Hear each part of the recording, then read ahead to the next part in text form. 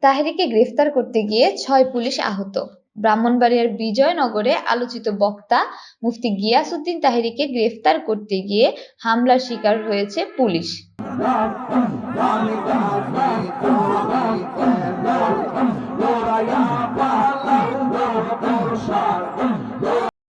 গ্রেফতার এড়াতে তিনি বিলের পানি দিয়ে পালিয়ে যান। এ সময় তাহেরির ভক্তরা হামলা করে পুলিশের ৩টি গাড়ি ভাঙচুর করে।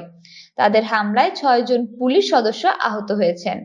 আহতরা হলেন SI Faruk, ASI Pradip Das, constable Yunus মিয়া, নিজাম উদ্দিন, মুহসিন কবির ও মোহাম্মদ শওকত।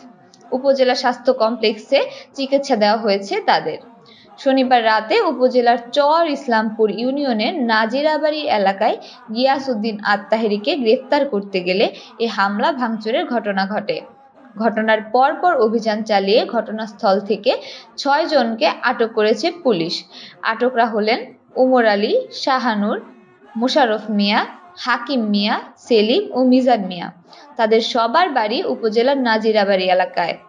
এসব তথ্যের সত্যতা নিশ্চিত করে বিজয়নগর থানা পুলিশের ভারপ্রাপ্ত কর্মকর্তা ওসি রওশন আলী জানান, বিনা অনুমতিতে গিয়াসউদ্দিন তাহেরি একটি মাহফিলের আয়োজন করা হয়। এছাড়াও তাহেরির বিরুদ্ধে আখাউড়া পুলিশের উপর হামলার ঘটনার মামলা রয়েছে।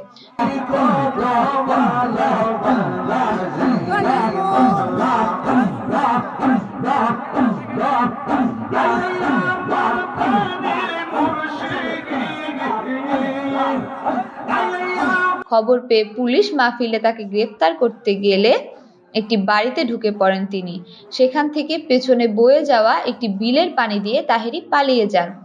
এ সময় তাহেরির ভক্তরা পুলিশের ব্যবহৃত একটি পিকআপ, মাইক্রোবাস ও সিএনজি এবং অটোরিকশা ভাঙচুর করেন। ঘটনাস্থল থেকে ৬ জনকে আটক করা হয়েছে এবং আইনানুগ ব্যবস্থা গ্রহণের প্রস্তুতি চলছে। উল্লেখ্য, গত শুক্রবার আখাউড়ায় বিনা অনুমতিতে গিয়াসউদ্দিন আত-তাহেরির একটি মাহফিলের আয়োজন করা হয়। সেখানে পুলিশ গিয়ে দ্রুত মাহফিল শেষ করার কথা বললে হামলা করে এক এসআই এর মাথা ফাটানোর ঘটনা ঘটে এবং মাহফিল থেকে পুলিশের বিরুদ্ধে উস্কানিমূলক বক্তব্য দেওয়ার অভিযোগ ওঠে। এই ঘটনায় তাহেরি সহ ১৫ জনের নাম উল্লেখ করে পুলিশ বাদী হয়ে মামলা করে।